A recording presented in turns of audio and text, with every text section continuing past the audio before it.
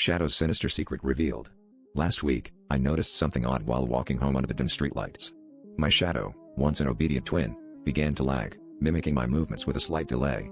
It was subtle at first, like a trick of the light, but as the days passed, its movements grew more erratic, as if it had a mind of its own. I tried to dismiss it as stress or fatigue, but a creeping unease settled in my bones. Tonight, as I returned from work, its actions diverged completely, stretching and contorting into shapes I hadn't made, as if it were trying to communicate something sinister. The unease grew when I realized it wasn't just a trick of light. Even in the safety of my apartment, the shadow continued its dance. It lingered in the corners of my vision, an unsettling presence that seemed to swell and twist with a life of its own. I began documenting its movements, hoping to catch a pattern or message. My camera caught something I hadn't seen. The shadow was forming into a shape, something more humanoid.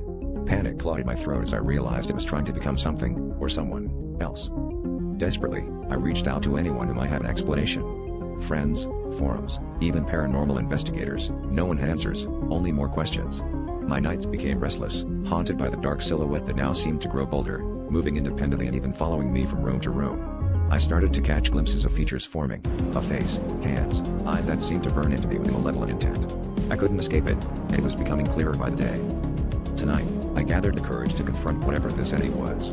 Standing in the center of my dimly lit living room, I watched as my shadow peeled itself from the floor, rising to stand before me. It wasn't just a shadow anymore, it was a fully formed figure, a dark mirror of myself, wearing a twisted smile. My heart thundered in my chest as I realized the horrifying truth. It wasn't just mimicking me, it was replacing me. With a final, chilling whisper, it lunged, consuming the light around me and leaving nothing but darkness in its way.